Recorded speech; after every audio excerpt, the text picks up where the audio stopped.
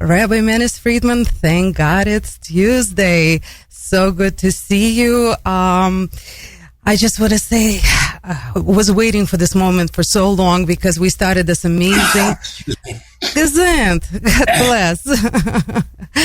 So we started this amazing, I would say movement, educational program, I don't know, to really understand what is morality of our lives today. What is good? What is bad? Whether it's in the eyes of the beholder or the real, something real behind it. And, just so we can start really understanding life for what it is and not for what we are made believe it is, or some certain conclusions that we come to based on some certain experiences or information we received somewhere. So this is where we count on you to actually let's get to the bottom of things. Let's get to the truth of things.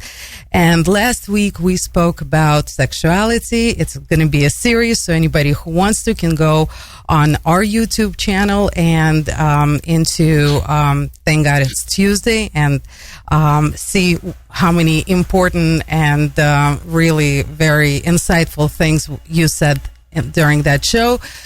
But as far as morality, right and wrong, the topic of today's program is everything seems to be for sale, Rabbi Friedman. Everything seems to be for sale.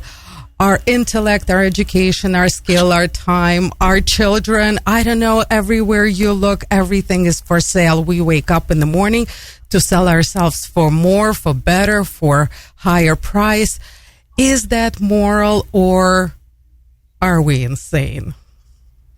Who are we selling our children to? And how much are they getting these days? I don't know. It seems like everything is for sale. When we put our kids out there and, they're, for some popular reason, we kind of sell them. I mean, if they, enhance popularity of something that's makes money for somewhere, I mean, I don't know. Everything seems to be for sale. Is that another way of saying confusion? Yeah, was it meant this way? I mean, is that how life is supposed to be? I certainly hope not. Yeah. I certainly hope not. But really what you're describing is the widespread confusion. We don't know what to believe. We don't know what to trust. So we give our children to the nearest claimer. Whoever claims them, it's quite frightening. But this confusion is, it doesn't make it any better, but it was predicted as being the ultimate symptom before the coming of Mashiach. There were many symptoms, many signs, indicators, but you can claim that they existed all the time. But this confusion, this total loss of direction, that's what we're suffering from, and it's really scary. But of course, the solution is there as well. The medicine, the antidote has been there all along. If you want clarity, if you want certainty, you have revelation that has become so relevant, the word. We never thought it would be so acutely necessary. Yes, if you want to be religious, if you want to be spiritual, there is this thing called revelation, Mount Sinai, 10 Commandments, a Bible, for religious people. And it's nice, everybody should have the option. Should they choose, they should have the option of following a religion, believing in a religion. But now we discover that this revelation is an essential part of life an essential part of history, and without it, we're not functional. It took us a while, but we came to that realization. Revelation means a morality that is absolute. We never thought we needed that. For most of history, we were convinced that we can innovate, we can work it. Sometimes we'll do this, sometimes we'll do that, depending on the mood of the people. In other words, there's wiggle room. Morality doesn't have to be fixed and permanent. But now we're discovering that either there is or there isn't morality. You can't play that game. I'll call this morality, you'll call that morality, and we'll be fine. No, we won't be fine. If we can't agree on morality, then we have no peace. We have no peace of mind. And when you have no peace of mind, you want to blame it on somebody. And the result is you have no peace. You have war. So it's interesting how the Rambam describes the days of Moshiach. He says there will be no wars, at the very least. There will be no jealousy, there will be no animosity or competition. Now that's interesting. What's wrong with competition? The Rambam is saying, is giving us like a breakdown of components. There will be no war, because if there's war, you don't have Mashiach. Why won't there be war? Because there won't be antagonism. Why won't there be antagonism? Because there won't be competition. And why won't there be competition? Because we'll have everything we need. So we won't be threatened by the existence of others. And we will devote ourselves to the pursuit of wisdom. So the bottom line is, no cause for jealousy. The only time you can get rid of jealousy or competition is if we're certain about something. Without certainty, there has to be competition. There has to be jealousy. It's unavoidable. So the only way we can have peace, literally, is if we have certainty. Because without certainty, we're insecure. If you're insecure, you're jealous, you're threatened by other people. Then there's animosity. Eventually it becomes a military war. Nobody ever thought of this before.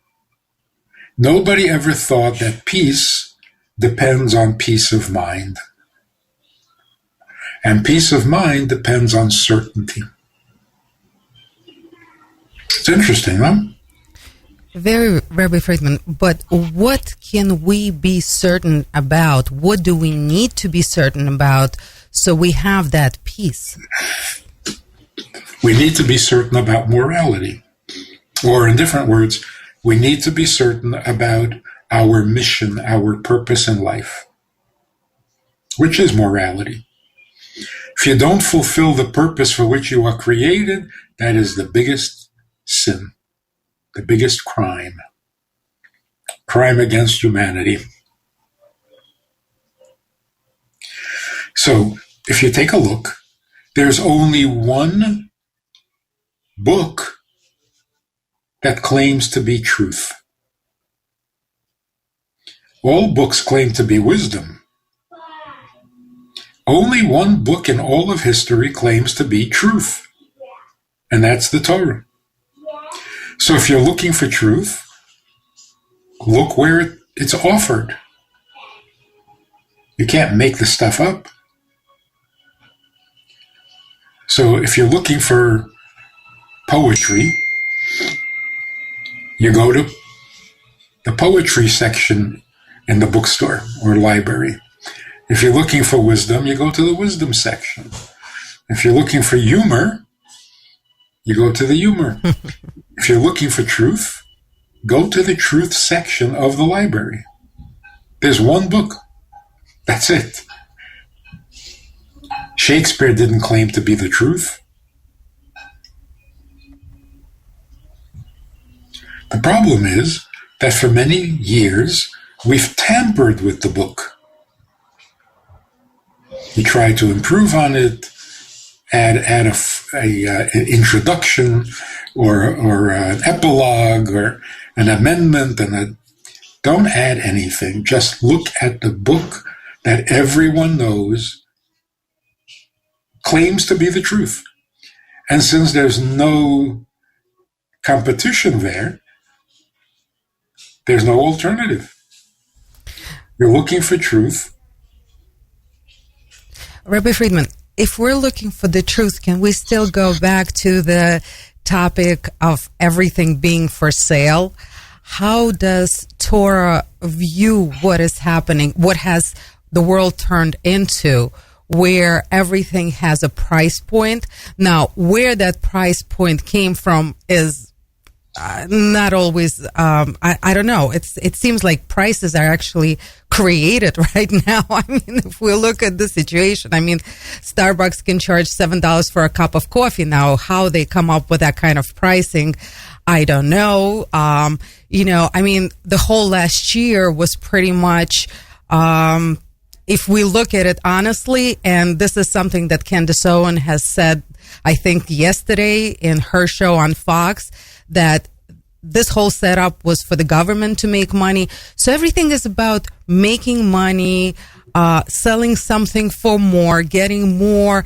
I mean, and there's really no logic or sense to how we price things out these days. So, I mean, is there anything in Torah about the economy, supply, demand, how much one can charge for what? I mean, is there some kind of morality in Torah when it comes to, making a living?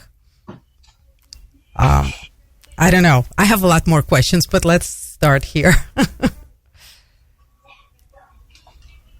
Yes, there is a law against artificially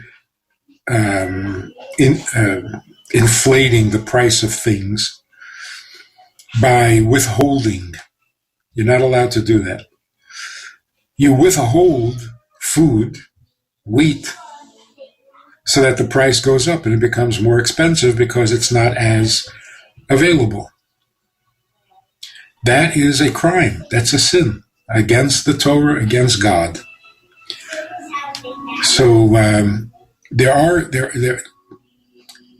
many rules about business, the honesty in business, and so on.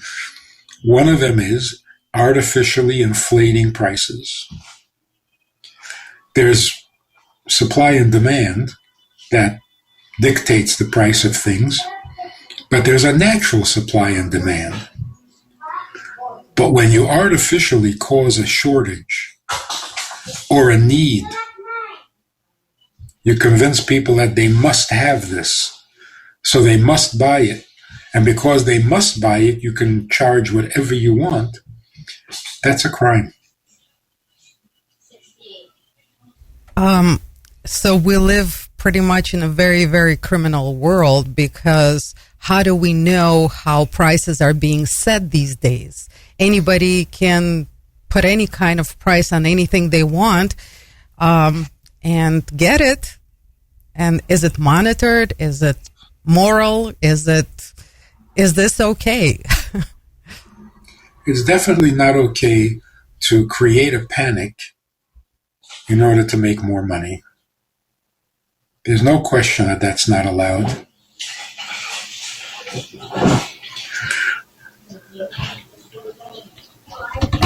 But what's really happening, there are people who have so much money, there's no place for them to go. There's no ambition left.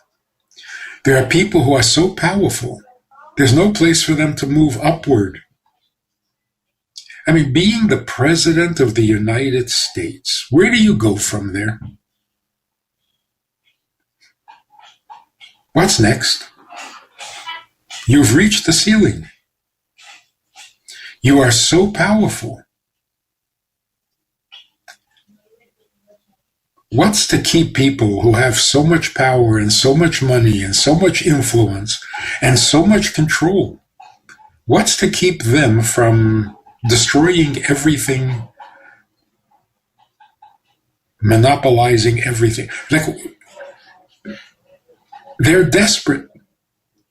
They need something to do. Where do you go from there? That's why it is so crucial that there be an absolute, which is absolute for everybody, the pauper and the billionaire, the worker and the president. Everybody has the same moral obligations, the same moral do's and don'ts. Being powerful doesn't give you rights, only responsibilities. Being wealthy doesn't give you privilege, it only gives you obligation. That's morality. So what's happening is people who have that much power are seeking something absolute in place of God, in place of the Torah. So they're becoming fanatical or religious about something other than God. And that's called idolatry. So idolatry is actually a desperate human need. Where there's no God, there has to be idolatry. Because there has to be this overarching, all-powerful, final authority. If it's not God, then you're going to make something else. Or maybe yourself. The ultimate, the absolute, the non-negotiable power in the universe. And this is what's happening. We're living in a time of confusion and a time of fanaticism. And I think they always come together. The more confused you are, the more fanatical you become about something. I'm sorry, but that sounds extremely depressing. And scary. Yes. And scary. Yes. And Rabbi Friedman, and yet there's nothing we can do about it at the moment. I mean, maybe everybody pretty much hates this daily routine of getting up very early and having a skill that you can get paid for, or having something else that you can monetize. And, you know, and that is the point of life. And we get up every single day, with exception of holidays and weekends, and do that absolutely every day. And the goal is to value yourself, or for others to value you at the maximum in order for your life to be better. How insane is that? I mean, when I started preparing for our program, and this thought have crossed my mind, this whole concept of where we're at. Oh boy, it's very hard to keep a positive outlook on life when you look at it like this. I was talking to an older man yesterday, and he's a bitter despairing individual, and he says, I've had it with life. I don't want it anymore. Somebody tells me you should live long. I don't like it. I don't think that's a blessing. I've had it with life. The only reason I'm staying alive is because my wife needs me.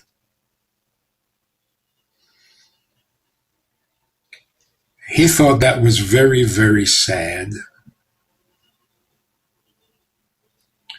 The truth is, that's perfect. It's always been true. You never need to live for yourself.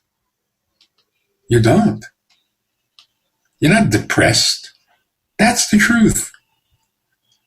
You don't live in order to live. That was never sensible. In other words, even at a young age, we should realize you're living to serve because someone needs you. That's not desperation, and it's not bad news. It's just sad that it came so late in life. Yes, the only reason you need to stay alive is because somebody needs you. That's perfect. That's sane. That's a healthy person. But we've been trying so desperately to convince ourselves, and the media, of course, is very guilty in this, to try to convince ourselves that we need to stay alive just for ourselves. We should never worry about anybody else. We come first. Me first. Me first doesn't go anywhere. It's a dead end. Why does it take so long to come to that realization? And why is it I'm only staying alive for my wife? How desperate is that? No, that's not desperate. That's noble, that's beautiful, that's holy, and that's true. Does it have to be only your wife? How about your children? How about your creator? Just not you. That's the main thing. Don't live so that you can live. It doesn't make sense. But when you're needed, yeah, that makes perfect sense. So people should admire this person. He has no selfish reason for living. He stays alive only because his wife needs him. He's a beautiful guy.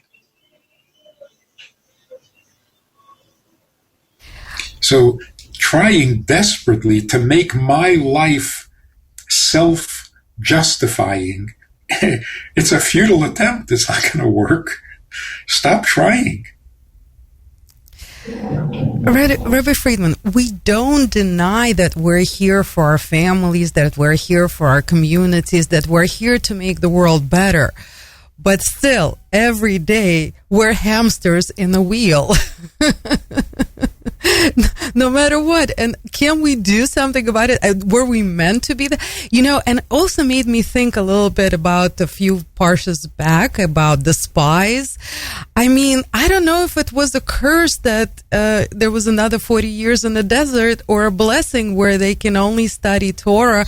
I mean, I understand that we read like it's a curse, but realistically, maybe they saw where we're going to end up. And this is exactly what they did not want. And probably most of us don't want this kind of lifestyle of constantly, selling ourselves for more, and, having a price tag on our foreheads on daily basis. Maybe that's exactly what they saw and didn't want. And actually, what they did is they received a blessing for it. I don't know.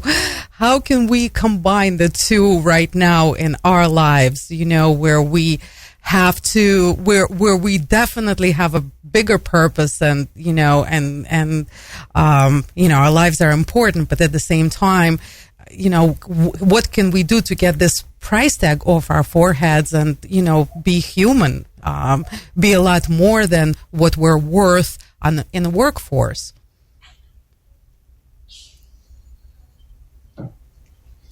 I was really hoping that COVID would change that. Yeah. That we would come to our senses. But when we say living for a bigger purpose, we often assume that a bigger purpose means something global, something cosmic, something that, grabs the headlines. That's not what greater means. Greater means greater than me. Not greater than anything anybody has ever done in history. That's childish fantasy. I want to do something greater means I want to do something greater than me. And why do I want to do something greater than me? Because me is not impressive. I am because I am, and I'm going to continue to be so that I can continue to be. So what is that? The result, if I try that, the result is I end up selling myself. Because in desperation to be part of something bigger, I'll buy into anything to get me out of myself. Become part of a corporation, become part of an army, become part of a team, become part of a movement, a revolution, anything. Sell myself. But if we're focused on beings of service, then the fact that you called somebody, the fact that you gave some charity today, the fact that you made a difference in somebody's life, beginning with your own spouse, your own children, don't underestimate that. Don't dismiss that as doing nothing. That's as nasty as a husband who says to his wife, who runs the home and raises the children and makes the meals and keeps everything, "Oh, so you did nothing today?" Yeah, without this nothing, without women doing nothing, history would have ended a long time ago. So let's not get into fantasy, let's get into morality. If you made a difference in somebody's life today, then your existence, your life is valid. It's real. You don't have to sell yourself. Don't have to look for an idol. You're already serving God. You don't need to be a fanatic. You're on the right path. Relax, enjoy. No desperation, no jealousy, no competition. That's what we've learned the hard way from all this godlessness. We're so desperate to prove that the human being doesn't need a God, doesn't need a creator, that we can manage on our own. We will accept the most ridiculous, absurd theories as long as it's our theory, as long as it enables us to ignore or avoid admitting that we have a creator. We didn't start the fire. We didn't start the world. We didn't start anything. Is that humility too much to handle? I was reading this thing online, very cute, and it struck me for the first time. This guy writes, look, let's be reasonable and let's be rational. I have a choice I need to make. Am I going to believe in the Big Bang? Or am I going to believe that God said, let there be, and poof, out of no place there was? Do you see the joke here? What is the choice? The choice is to believe in a Big Bang or in a poof and suddenly there was. Isn't that a big bang? Same thing. Except that one is written in the Torah and the other is not. I choose the one that's not written in the Torah. Why? Because it's not written in the Torah. What is this stubborn arrogance that you cannot admit to having a creator? That's too humbling for you. And if you believe in the Big Bang, is that not your creator? A creator not even worthy of worshiping? But it's so funny how, like, oh, God just said and poof, there was? No, there was a Big Bang and poof, there was. You see how desperate we are? Oh, we're very, very desperate. And Rabbi Friedman, and that's another thing that I wanted to ask. So the world became really very, very fake, at least when it comes to the economy and financial world. And, well, we're talking about everything being for sale, so we'll stick with the finances. So, of course, it's extremely fake because we don't know how prices are derived these days, whether they're fair or not, whether, it's who establishes all of these things, on what basis. There's so many ins and outs that you can, we found out last week that, most of the big corporations don't pay taxes. So there are loopholes as far as how to work the system. So everything is false, fake, blown out of proportion. I don't know. Fake. The word is fake. I would not really, try to use even another word. So in this fake, false, lying economic world, what do we do? Do we play along in order to stay afloat? Because it doesn't seem anymore that anybody who, can make a buck honestly anymore. That's what it seems like, unless you know how to scheme a little bit here and there. Not, I don't know. So what should an average person do in this kind of economy, in this kind of workforce? Should they stay 100% true, honest? Everybody knows where the truth is. Or should they kind of play the game in order to, continue, not fall out, kind of stick around and make ends meet? Well, look, there are people who play in the minor leagues. There are people who play in the major leagues. And there are people who play in the stratosphere. We each have our crimes. But the crime is commensurate with the level on which we're playing. So everybody will take advantage of a loophole and pay $100 less on their taxes, and we don't consider that a terrible crime. But the people who do exactly the same thing, only with them, the little indiscretion or the little white lie earns them not $100 off their taxes, but millions of dollars off their taxes. It's the same game, it's just higher stakes. We should not be worried about the economy of the universe.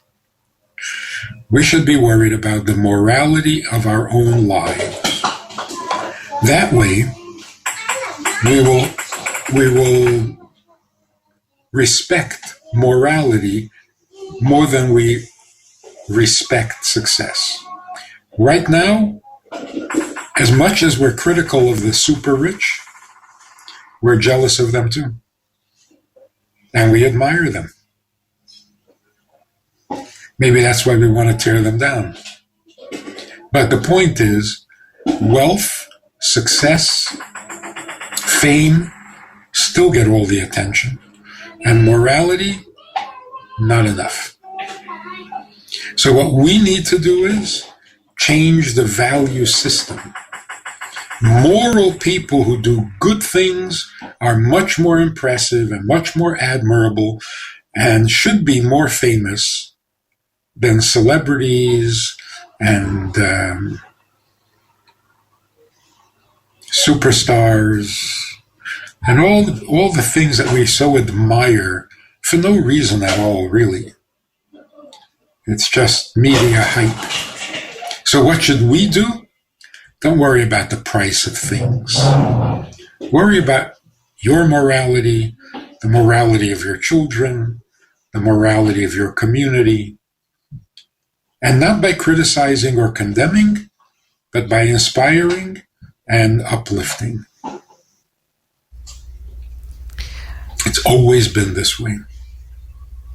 And in the long run, if you look at history, the big, the powerful, the famous, they rose to great heights, but then they crashed. Rabbi Friedman. It was fake and it fell apart. But what if it's hard putting food on the table and paying bills when So you try a little harder. But there are no formulas anymore. There's no, if I do this, this is how it's going to turn out. There are no formulas anymore. Things are just falling off the skies or crawling from underground. I don't know where it's coming from.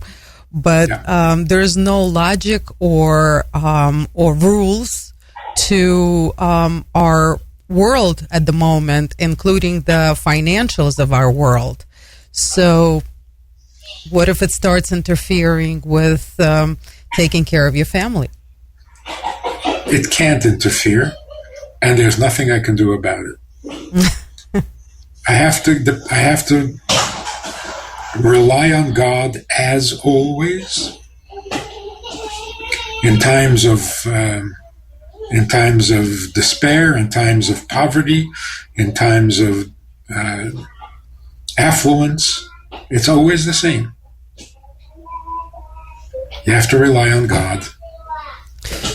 But now it seems like we probably have to make a worse financial decision to stick to our morals.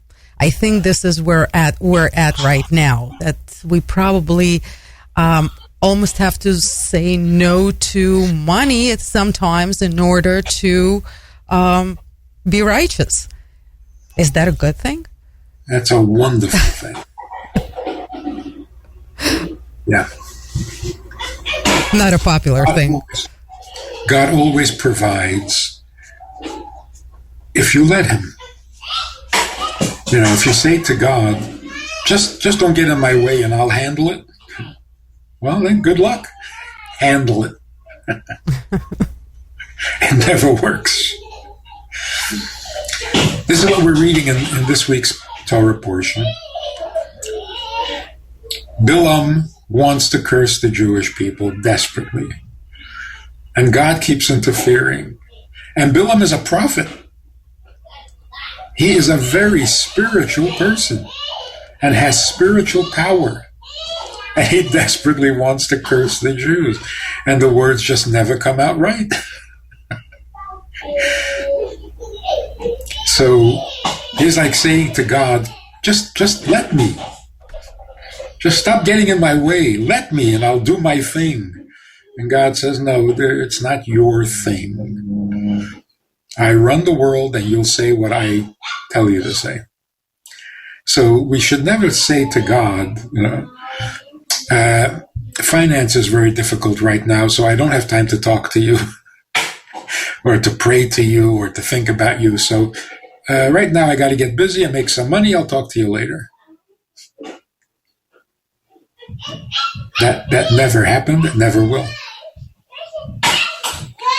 So, yes, it's a beautiful thing if you're willing to give up money in order to stay moral. It's always been that way. How many of us are out there who are willing to do that at this point of our life? Most of us don't have a choice. What are you going to do? Rob a bank? The money's not worth anything. It's almost like there's Nowadays, it's working the system. It's not even so much, robbing anybody. It's just working the system, which really reflects in the same thing. But the system is broken. So are we really being corrupt and false and crookedy if we do dip into the faulty system? I don't know. You're right. It's not even money anymore. You don't need dollar bills. It's all paper. It's all play the game. Checks come in, checks go. It's flying all over the place. Is that real money? The government is throwing money at people. Is that real money? Or is that playing some kind of a paper game? I don't know. But whatever it is, I can't control it myself. So I just have to find the path of goodness, the path of morality, and I gotta know by the end of the day that I did something. It doesn't have to be heroic. I did something to make life better, easier, not for myself, for somebody else. It's simple, but it's powerful, and it's true. Rabbi Friedman, how much longer are we going to be enduring all of this? How much longer can we be seeing everything that is wrong, not wanting it, and living with it? I mean, has it ever been like that before in the world? I don't know. But my attitude is, I got to do what I got to do. And what's going on in the world, it's pure entertainment. So I don't need to watch television anymore. Television is boring compared to reality. Reality is so entertaining. I mean, look at what's going on just in our own country. A president that is not a president. It's a sitcom. It is hilarious. Who could have come up with such a script? Yeah, the only one with such a good sense of humor. But how long can this go on? How much of it can people endure while seeing and understanding, the reality? And kind of like, I think a lot of people already see where the truth lies, but we're still playing this sitcom game. So don't be part of the sitcom, just enjoy it as a viewer, No, you don't have to endure. You don't have to suffer. If you know what you're doing, you're not suffering. And then what you read in the paper can be pure entertainment. Laugh your way to morality. Yeah, I don't think we have any other choices but that. Yeah. Just have no to. Other choice. Either laugh or cry. Rabbi Friedman, absolutely amazing. Laughing is better. Absolutely amazing. Thank you. We covered a huge topic today, a topic that have stopped making sense a long time ago about the economy of the world. And I'm sure we're going to just keep on seeing this particular aspect of it unrolling in front of our eyes. And I honestly am looking forward to seeing the core of this whole economic system and who's behind it and how did we get here? I have no idea. But don't forget that the world is moving towards incredible wealth. Everybody's worried about inflation. The joke with money is not that it's all going to be a disaster and it's all going to collapse. No, the joke is the world really will be rich enough to throw money around. Hopefully sooner, better than later.